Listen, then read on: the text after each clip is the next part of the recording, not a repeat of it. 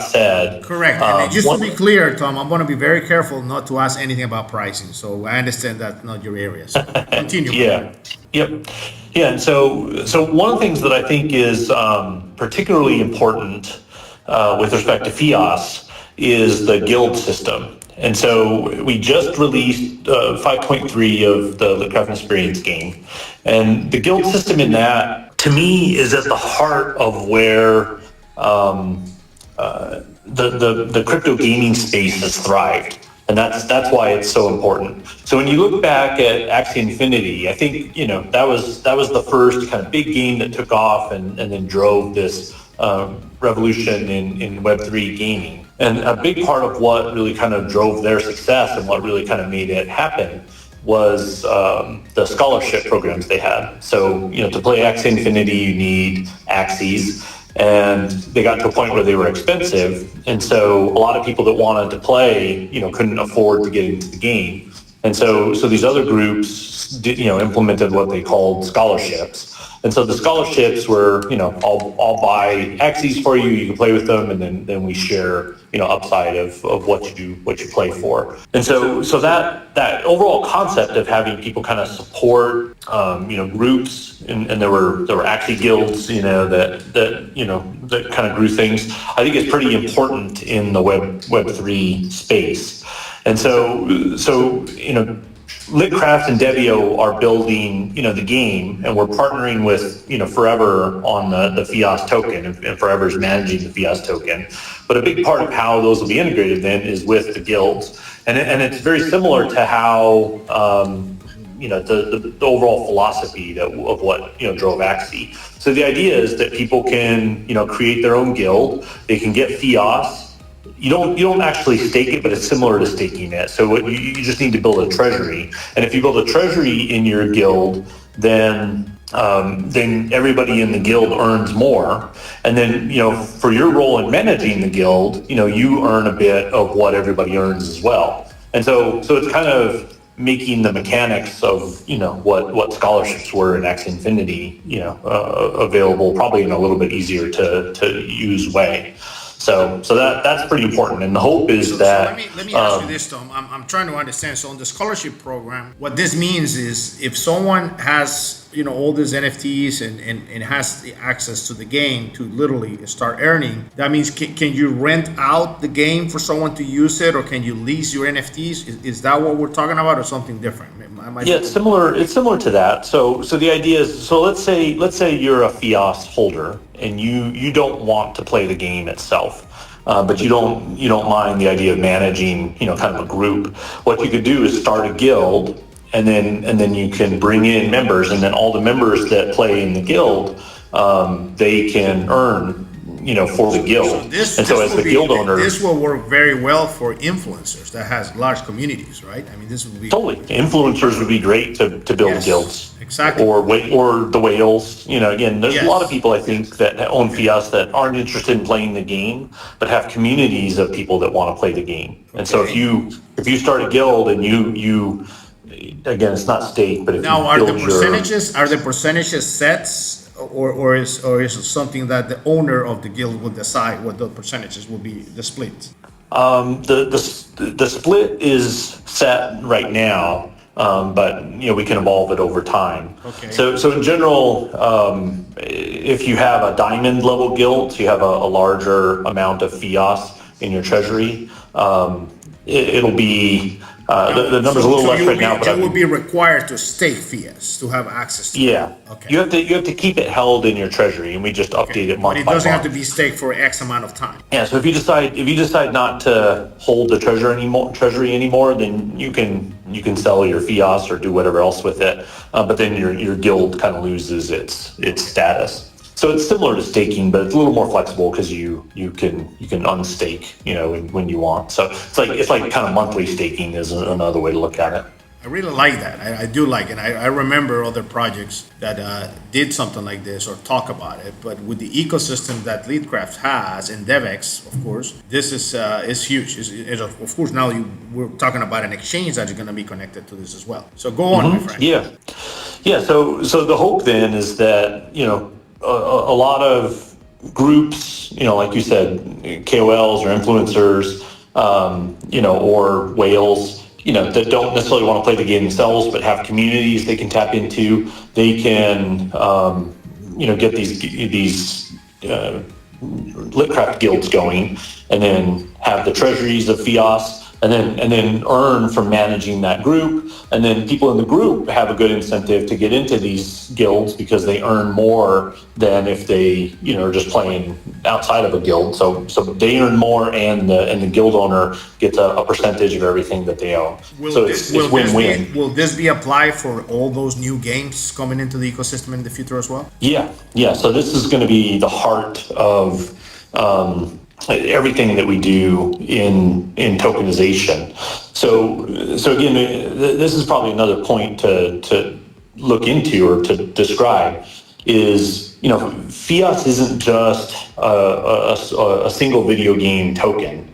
Fios is the ways that we build communities and then earn more across anything that we tokenize in the future. So it's Fios is the token that, I think you could think of it as organizing efforts in the crypto space. And that, that's a big vision. The idea that same thing, you could have the concept of guilds, apply to any type of asset. And you might not call it a guild, or maybe you even would, but as we tokenize any kind of asset, if you tokenize ESG assets or anything, you have activities that you want to do in any kind of asset. So now that you mentioned the tokenization of assets, so let's talk a little bit about that. So now we know about Fios and Litcraft, of course, the gaming ecosystem. Are there plans to involve Fios with other things besides gaming, or Fios is going to be strictly for Litcraft games? Fios is the token around all of tokenization, which is a $10 trillion opportunity. That's pretty big, because to me in the past, until now, I thought Fios was used strictly for the game. But what you're telling me is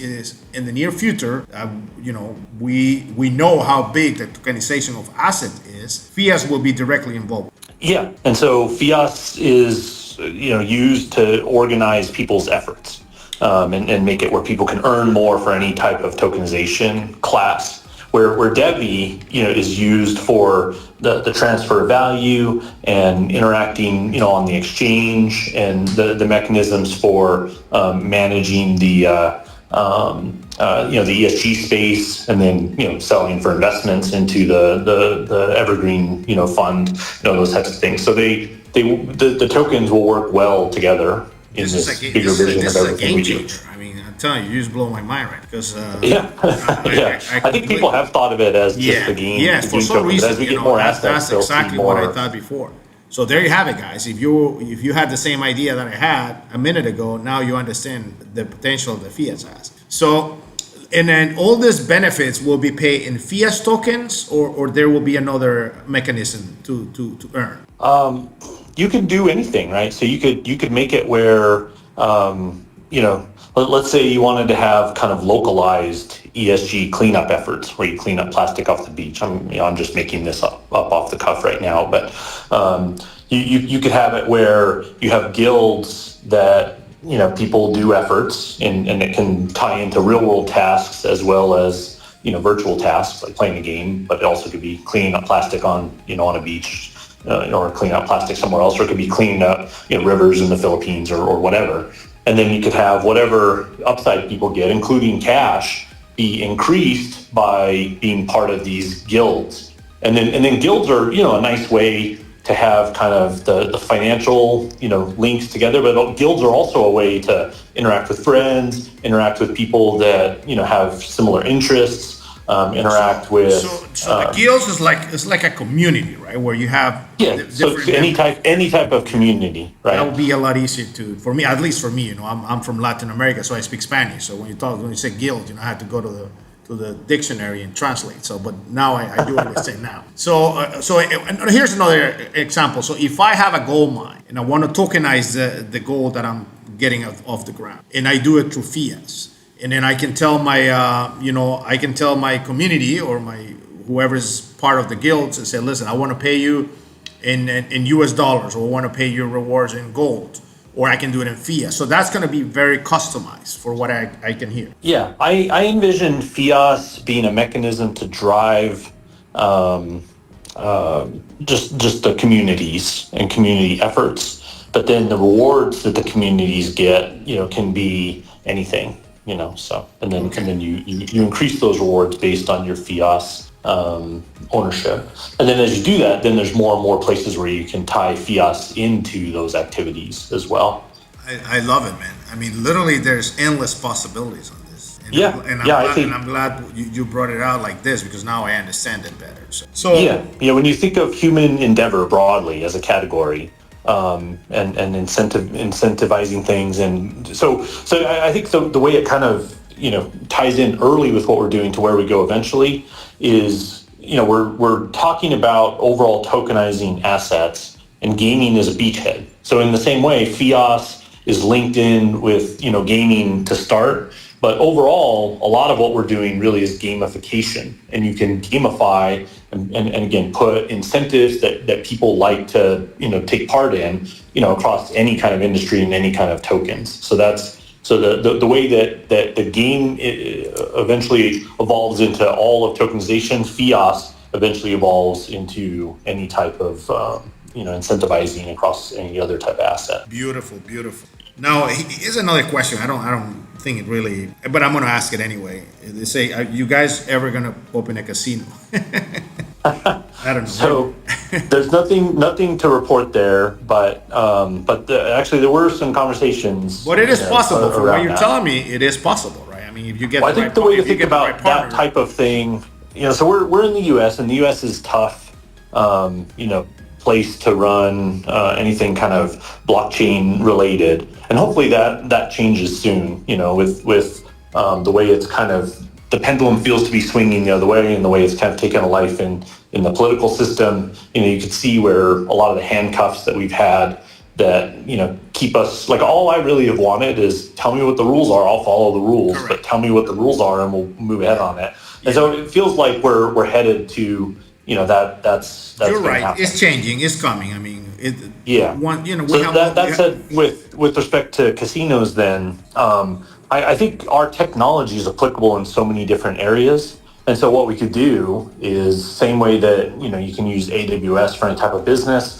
You could use the DevX S2 product, which is blockchain as a service, software as a service using the DevX blockchain, and you can run different types of applications on it. And blockchain is really good at some things versus others. SQL databases are better a lot of times, but anytime you're tracking assets, blockchain really is a better type of database. Yeah. And when you're gambling and gaming, are tracking assets. And you have the speed of the blockchain too, right? That's another thing. Yeah, right. And then you have the protections, and then the user that's interface, important the interaction. One of the problems right now that I think is out there with those online casinos is the lack of trust, right? You go out there, and you put your credit card, or you connect your wallet to gamble, and you don't know if you're really if it's a fair game. You might be just wasting your money, right?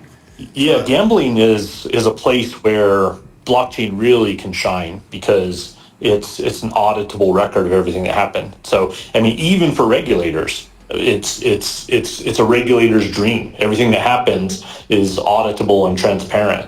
And so customers are going to like it, regulators are going to like it. And again, it's an area that, being a U.S. company, I don't think we want to do directly, but we can work with others, and have them. So let me ask you this: since I have a better understanding now, how about elections? I mean, can I know the blockchain can handle that? That we know that for sure, and we understand Devve is the fuel for the blockchain. But now, I guess, since we can understand how we can separate things, is it something that can be implemented into this ecosystem? Yeah, so I think elections is another category that blockchain is going to become the standard in the future. But I don't see elections as strong of a business use case for us right now. That often. It's hard to make revenue on it. It's a very difficult, entrenched bureaucracy that you have to work through to implement anything. So it's not a low hanging fruit. Yeah, but it is possible. What we want to do. But yeah, I mean, it's blockchain is. I guarantee it. Whether it's us or someone else, blockchain is going to be the future of elections. Okay. There's I don't know how long it's going to take. Good. But it will Okay, be. so here I have another question here about partnership. I mean, is there any names or any companies out there that you are allowed to mention that might be talking to FIAS and this whole ecosystem? Yeah, I'm going to take one kind of step back on answering that question because I've seen people asking about that both for Devve and Fias, and so I want to kind of explain the play by play that usually happens and why it's hard to talk about partnerships. So one of the things in general is you're building an early stage company, right? And you often come up with these leads, and you start and you go out and you talk to the people at the leads. Hopefully it's a good lead. Hopefully it's a warm connection to start. Hopefully it's, there's no better way to approach a company than, you maybe have somebody that introduces you to the president of the company or the CEO, and then you start from the top down, so these leads vary across how much potential they have and what kind of, level you're talking with. And then also, what level of importance blockchain, ties into it, what their funding level is. There's a lot of variables and, that determine how hot a particular lead is, how much potential it has. And what you typically do is, you kind of prioritize your efforts, and there's lots of these discussions always happening, things where you can, grow and expand the use of the blockchain and find big partners that could come in that could really, accelerate everything. So, exciting things. But what I've found is, you might have a conversation, especially when you're talking at enterprise level things, you can have a conversation where the lead time on the sales is a year, and so if you start talking about it, even though you're having good conversations, people are excited. If you start talking about it, too early, then you've got this long road that's hard to know if you're really going to close, and so you're feeling excited and you feel like these things are going to happen, but you can't talk about it publicly. And the other thing is, if you talk about it publicly, then you could kind of kill your momentum with them. Correct. So there's a lot of things that you legally can't, because you're with an NDA, and a lot of things that you just common sense can't, because you're having conversations and they see a tweet like Devve's doing a deal with them. What is that? And it just sours the relationship. So you have to be really careful how you manage these relationships.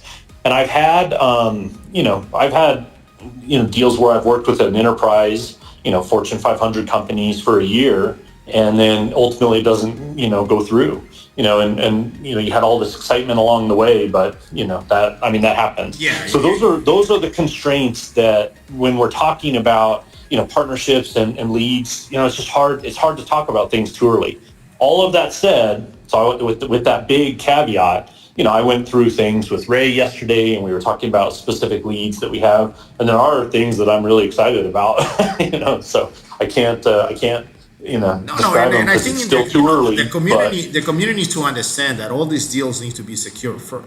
When someone approach a partnership, or if a company approach a possible alliance, it doesn't mean it's going to happen, right? Or even you might be at the middle of the negotiation and it can fall. So you got to make sure you got those partnerships secure, and then you announce on both ends. Mm-hmm. Yep. Yeah. So there are, as always, ongoing conversations that could be huge, but no guarantees on them, and they're too early to really kind of publicly. And of course, the news guys, they're gonna come out when they're ready. And talking about news, hey, we gotta welcome Duncan to the team, man. This is the first time someone's gonna ask you directly, and hey, great connection there, great. Adding Duncan to the team is a big move from Devve. So congratulations on that. And then I don't know if you can talk something about that. I know you're not really connected to directly, but can you make your personal comment about Duncan being part of the team now? Yeah. So I see Duncan on. So welcome, Duncan. And I think he is a very exciting team addition to Forever. And so I think the thing that I would describe is similar to what we were talking about before. If you're too early, you can't describe potential partnerships or potential programs or projects that you're putting together, or even efforts. But I think Duncan is indicative of a level of maturity on where some of the things Forever is working on, is going, where it makes sense to bring in someone of his caliber. So I think it's a pretty positive signal about what, Forever's doing. And, all the things that they and Devve and Litcraft are working on have risk, in closing. That's just, common sense. That's always true before things are actually closed. When you bring in somebody of Duncan's caliber who are able to, work on these kind of projects, I think it bodes well for, being able to get over the finish line on some of these bigger concepts that Forever's pushing. Well, talking about the Olympics, and the gold medals, you're building the dream team right here. Yeah. That's great. Well, we welcome you, Duncan, and I think it's exciting times ahead. Okay, so let's move forward. I have another question here. And they were asking me about marketing, like, when does marketing start with FIAs? The games Litcraft, of course, has been out for a while. They've done a couple upgrades, and the tokens already launched, the NFTs, the games already, there are more games being added. So they want to know, like, a little bit about marketing. What do we have for marketing? Okay, so when you start talking about, marketing the tokens and kind of pushing things, again, that's pretty definitively not my category. Yeah, I think they're talking more not about marketing the token. I'm talking about like the like Litcraft, for example. Like, I guess what they want to see is, when we're gonna have people out there, like big influencers talking about Litcraft. That kind of marketing. That's what they meant. Yeah. Okay. So if we're just talking about Litcraft and the game. Yes. Correct. So here's where our marketing efforts are focused right now. So maybe two big picture concepts. One is the crypto space itself, is still just kind of lingering, maybe is the word I'll use. It kind of had a jump up. Bitcoin, jumped up from its kind of 25K levels, 9 months, a year ago, up to where they are now, but then it's kind of been up and down relatively flat. And so I'm personally, and this is just opinion, but I'm personally optimistic that the entire crypto space still is going to have a bull run. And the crypto space is the type of space that, a rising tide lifts all boats. And so I think, when things start to get exciting in the space, then that's where you can push forward. It makes sense because you'll be a waste of efforts and funds too. Yeah. So there's crude, expressions I could think of, but you don't want to waste your effort. When you're. And let's talk about the latest upgrade on Litcraft. I think that was just was it a week, 2 weeks ago that was done, I believe. Well, let me just on that last question. Let me finish the other kind of big category. So there's the overall kind of macroeconomics that can help drive things, and some of that you just need to put your effort in when it works. The other kind of main place that we're putting effort into marketing is more tactical or even operational. And so we're spending a consistent budget now on advertising. And we spent a good full year and a half getting to a point where we could advertise on mobile. And that was the point where we could get this customer acquisition cost way down. And so now what we're doing is trying to improve our funnel, right? Everybody that clicks on an ad, then a percentage of them download the game. And then of the percentage that download the game, a percentage of them actually play it. And then a percentage of those go on to create an account, a percentage of the people that download the game, watch ads, and then a percentage of people really get more into it, and then they might buy lit gems, that kind of thing. And each section of that funnel, you lose people. And so what we're trying to do is optimize the funnel right now. And we've gotten our customer acquisition cost down to really small numbers. It's kind of on the order, it's less than 20 cents, per user globally.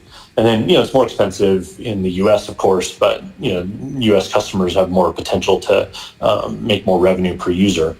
And so what we're trying to do is overall get to a point where every dollar we put in, we can get more than a dollar out. And if we get to that point, then man, things could just explode. And that's more kind of traditional, building. And so we're again, you don't a lot of times in the crypto space, what people do is just like here's this exciting thing, and they're just kind of going crazy over it. And then you throw a bunch of marketing and you have this big push up, and then people cash out, and then it crashes.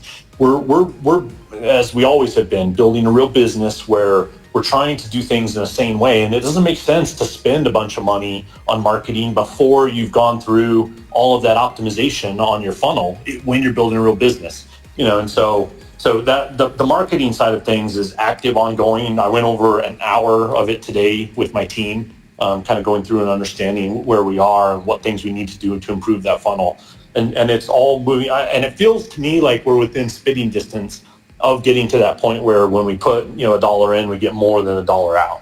And things could just explode at that point. So this marketing goes beyond having YouTubers talking about the game, right? I mean, this goes, like, you're talking about social media marketing in other areas as well, right? I'm talking about just advertising. Okay. I'm talking about the mechanical process of advertising, and then having every one of those ads statistically turn into people that turn into paying customers.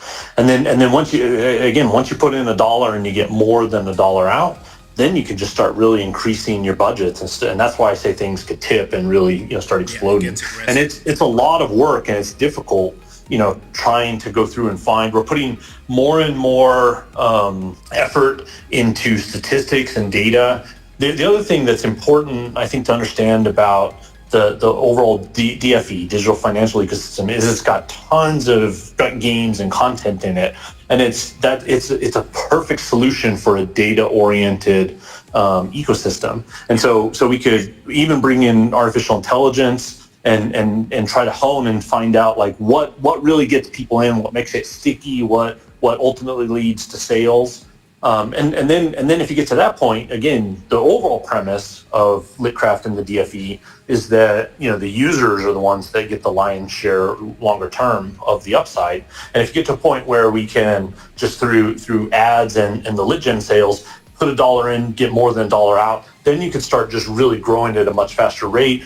Then what happens is people start to see a bigger community. They can earn. That's going to spread like wildfire. And again, the whole thing tips. So we're doing all the mechanical pieces to really get things in order where it it can tip. And the other thing is, you're going to get a lot of organic marketing as well. Let's just see what happened to Axie Infinity, Sandbox, and I can't remember what was the other one. But there were 3 examples that I actually posted something earlier today. And, in the middle of the last bull market, everyone was talking about them for free. And the downloads and the exposure and the increase that they had in the last bull market, it was insane. I don't have the numbers. That's why I kind of described both sides of that overall effort, because if we start to get to a point where we can start bringing in the level and number of customers that you have kind of in more traditional games, and then you have that kind of track record, headed into a bull run, that's the place where we could take the pole position. Do you happen to have data from those examples, Tom? I don't know if you've seen, Axie Infinity, I guess, is the one that we can compare. I mean, we're way different. We have a whole ecosystem, but in the last bull run, they did very well. I don't know if we have any data on what they did and how big they got. Yeah, I mean, they brought in billions of dollars, of sales, and got, their commission on those sales. And, so let me just clear this. Billions with the B. Okay. These are... So the potential of blockchain gaming, is just huge. And I feel like we can become a leader in it. And again, in the big picture, that's, the beachhead towards this overall broader tokenization play. Well, comparing the technology too, I mean, I have nothing against them. I think they have a great game and some people like it. But if you download Litcraft and you play the game, you see the quality and you think about all the technology and all the coding behind. I mean, it's really, really good. It's really nice. And it's scalable too. So you can add other games to it, which I like. It's not just one game, you're going to get bored. I think the way to think of Litcraft is like there's a lot of people that play a lot of hours on it, and a lot of that is just because they have fun, so it's I think a really solid game that I'm proud of just from a game design perspective. But I think the overall way to look at Litcraft is it's the tool for this DFE vision. You need something that has lots of different types of gameplay so that you can build a data-oriented system. You need something that can be on mobile so that you can optimize against advertising costs. And so all of the ways that we've been building Litcraft fit in with the business model that we've had, the vision of what we've been building for 3-4 years now. So Great. And then let's talk a little bit about the last upgrade that was done a few weeks ago. And then the other question I have after you answer that is, can you download this on the apps? In because I think I saw something that you don't have to have an account to play it. Is that correct? Yeah, you don't have to have an account to play. That's one of the big additions for 3.3. I'm sorry, 5.3. Um, the other, I think the most important thing in 5.3 was the guilds, and it's not fully fleshed out yet. So right now you can go and create a guild, and people can join, but who cares? So we're adding because we don't have the final pieces in yet. And so we're adding in chat, which I think will be nice. But the most important thing is over this next, few weeks. So it should be by the end of the month. We'll figure out what the initial treasury amounts are, and then people can create their guild based on their treasury, and then start bringing in their community. And then you also get higher quality people than you typically get. So when I say higher quality from just kind of a tactical perspective, so you get people that are more invested into the game is what I mean. So you get people more invested into the game in that way, because you have guild owners bringing people in saying, hey, why don't you play, and then here you're going to be making more, and they can work together to do it. So 5.3 was really important there, and then I'll just mention 5.4 is really kind of finalizing a lot of content. So in order to have a good game system, you have to like Litcraft is designed for a digital financial ecosystem, you have to put the design in that's suited to ultimately people earning, the advertising mechanisms that we had, all that. But I mean, you do still have to have a good game that has lots of content, that's fun, that people can play more and more. And there's efforts that we've got, a year and a half, almost 2 years now, that we've been building these big systems. And so the biggest upcoming system in 5.4 is going to be the new Lit Land system, and it's a 3D multiverse type of thing where and you can run around as a 3D character. So that's a little bit like Sandbox, if I'm not mistaken, or it's kind of like Roblox as well. Okay. And we're looking at adding a big that's going to Minecraft draw a lot of attention. component too. Yeah, I think people Are will you really like going to be it. able to buy land there, or how is that going to play out? If you can give us a Yeah, that's an important part of it, is that land, we're kind of finalizing some of the original vision of the land. So land's been functional for years, but with this new 3D ecosystem expansion, you'll be able to go in and buy land, and the land will have financial value within the DFE. within the game. And so when you're building something like we're building, you got to kind of think like, what is our place in the world, right? We're not going to build an RPG that's like a AAA level RPG. We don't have the budgets for it, and so everything we build is built around this financial ecosystem where people can earn. So what you do is you go in and you do quests. Yeah, and so you'll run around just like a regular role-playing game, RPG, and you'll do quests, and then in our case, instead of the quests just kind of being done at that point, what you're really doing is you're unlocking what we call mini crafting tables. And so basically, like, you do a quest for somebody, I'll just make something up. Like the baker says, my niece was kidnapped, you got to go save her. So then you do a quest and you go save her. Once you get back and you finish the quest, he says, all right, I owe you a favor. Anytime you want, if you need some bread made, just bring me the ingredients. I'll bake you up some bread. And then now you've done the quest. You've unlocked basically that mechanism to make bread now, and then you can use that bread for other things. And so then you can go into this one particular land called Litu, and Litu is the financial hub for the Litcraft Lit Land, and in Litu, that's where you buy land, and you can create a warehouse. Oh, and all the warehouses for all the different items are actual liquidity pools, like you have in a decentralized exchange. Something just hit my mind, right? This can be very big in the day-to-day life. Like, for example, you can have like a real shopping mall, or you can have brand stores opening and buying the land and you can literally go in there and buy things online. I mean, just like we do it from Amazon, for example. So I mean, there's a lot of possibilities into that idea. Yeah, so we're definitely building the system where it can be tied in with real world brands. That's been a lot of kind of my personal discussions. I have a pretty exciting call next week with a company that does that, and they've got relationships with a bunch of brands, and they need more content and more capabilities to work with brands. And we've been building, a system where you can bring brands into this virtual metaverse, same as Roblox does, for example. I'm sorry to pause. Talking about land, would you be able to buy the land with Fiat token, or you have something else in mind into that? So you'll buy the land. So this is a good example of kind of the frustration of being a U.S. entity. There's a lot of things that you can do in Europe and other regulatory environments that you can't do in the U.S. So we can't just because of the current regulatory kind of playing field in the U.S. We can't do those kinds of things. But again, I think the pendulum's swinging, and I think it'll open up. And I'd like to do more and more, with Fiat's integration. And again, at this point, Forever is managing Fiat, so it would be partnership, development with them. But can't do that yet. Perfect. So that's great, man. I'm telling you, every time I learn more about Fiat and the ecosystem, it's a bright future ahead. So I want to move on with a few more questions that I have, because we're getting closer to our timeline here. There was a question about liquidity. I don't know if that will be through the Forever Foundation, or can I ask you that question? That's really the Forever. Okay, yeah. So I thought about that. Now, how about the vested?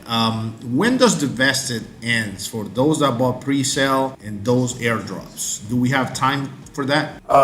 Yeah. So what happened is as we were, things were delayed again as we were kind of navigating the U.S. regulatory environment.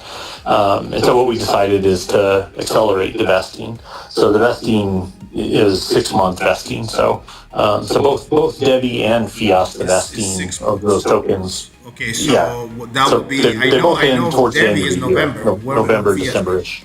Fiat will be like December. Yeah, they both in their vesting about the same time at the end of the year. So that's perfect. And the same goes with the airdrop. Airdrops, I don't know the details. Okay, that's fine. That's on the launchpad for Devve. Okay, the other question I want to ask you, someone was asking about this, is on the glass block ecosystem. Can you sell something and find a way to turn it into US or USDT and get it out of the marketplace? Yeah. People have already sold tens of thousands of dollars of stuff. Okay, and that goes to, is it like, how do you get the money? That's my question. Like, if you sell something, it goes to a bank, like Coinbase send you the money, or you send it to a wallet, or how does it happen? We just changed the rules on it, so you just have to hold for a week. And the idea there is just to make sure there's no problems or fraud or anything like that. And then you just say, I want to cash out, and then you just get sent USDT. USD, so you get the option there for the deposit. That's or USDC. Sorry, USDC. Okay, good. And then it just gets sent to a wallet, and that's it. Yeah, so you can literally send whatever you want on the glass block coming from Litcraft, including Genesis NFTs, correct? Mm-hmm. Yeah, and you can indicate that I want to sell something and I'm willing to take heptals, which is the Litcraft currency. And you can use heptals to kind of grow your business and ultimately get more cash out. Or you could say, I want to sell this particular valuable LitPet, for example, and I only want to accept US dollars for it. And then if you do that, then you can get US dollars directly. So you can say what currencies you allow on your sales. Perfect. That's huge. So you can literally start making money with this game. Yeah, download the game. Download the game. Try it out, or you don't even have to download. I mean, you don't have to make an account. You can download it, just play it for free, and then you decide if you like it or not. So that's a very nice option there too. Yeah, and then if we put all the things we were talking about today together, if we get to a point where our advertising gets to a point where it's profitable, and we start really expanding the user base. A lot of the things new users come in and they want to buy, they need to get from other users. you could have a situation, and then if if the crypto space has a bull run, starts to take off, and we're kind of a leading entity in watching games, I think that'll help. So all of it together, you could imagine a situation where you start to get many daily active users, and then those users grow, and I think it snowballs where people then have a lot more earning potential, which in itself is going to be something that gets other people involved, and so again the whole thing could tip. And we have it all set up now already where you can sell stuff and earn from it. So the whole thing really could snowball. And it's been mentioned in a few articles about being one of the top games too. So that's really good. Yeah, we were listed by Cointelegraph as the #2 game, and that was actually a surprise to me. Not a surprise that they liked it, but a surprise that like we didn't talk to them ahead of time. So they just found out about the game and then compared it to other games,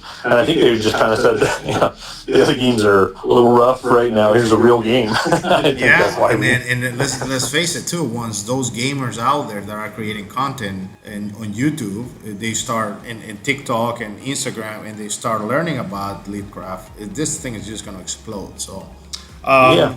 One more thing I'll mention that I think could drive growth as well is user-generated content. And so one of the things that's kind of a big effort right now is we're building our first, what you might think of as third-party game. So we're building it, so it's not technically a third-party game, but we're building the first game that uses these kind of external APIs where other people can then link their games into what we're doing. And so if somebody else makes a game, they'll have API calls that they can tie into our leaderboards, tie into saving the data state, tie into creating assets that can be sold on Glassblock, like a lot of stuff that we've spent millions of dollars building that's really hard for a small developer to build if they want to get into a Web3 universe that has all of these functionalities. We're creating for the first game that kind of demonstrates how they can do that, and that's I think a huge area to grow, and that's where Roblox had a lot of their growth was user generated content. So we're kind of mimicking that model. Perfect, Tom. Well, my friend, I got one more question, and then I'll let you go. And then I know, and we mentioned at one moment in the past about licensing other games into this ecosystem.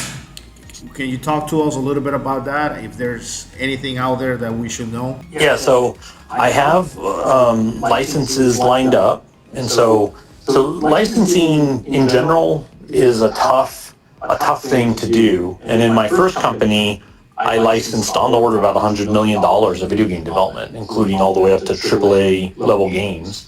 And like any entrepreneur, I wish I knew then what I know now, but using that past experience, I know how to go and talk to publishers, and I know the specific ways that you can go in and what check boxes you have to check to be able to license a game. So with that past experience, I've lined up games that we can license and these games have had hundreds of millions of downloads. So they're big games, and so we're ready to go. But I need to raise money to be able to close on those licenses. So I'm doing. So this isn't a solicitation. I'm just kind of giving state, but I'm trying to close on some funding to be able to close on those. And so if I'm able to close on funding, then I'll close on those games, and then we'll be bringing a lot of higher end content into the Web3 where I gaming understand space. they have a lot of millions of downloads already on their Yeah, hundreds of millions. hundreds of millions. Oh, that's beast. Well, guys, Yeah, these are big games. Yeah. there you have it. We're gonna make gaming great again, plain and simple. Yeah.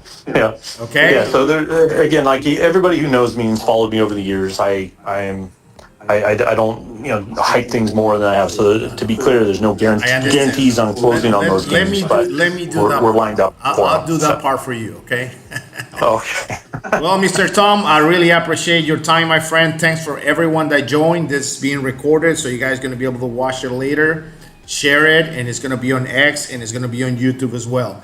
Any other thing that you want to add to the call, Mr. Tom? before you say goodbye? I want to thank you and just emphasize how awesome you are as well to everybody. So really appreciate everything you've been doing, Roger. Thank you, my You're an friend. Thank amazing you. part of the community. So I appreciate really it. appreciate the trust. I know you for a couple of years already, and we're in this together. Yep, definitely. Thank you. See you guys, and stay tuned for the next video shot. Bye bye.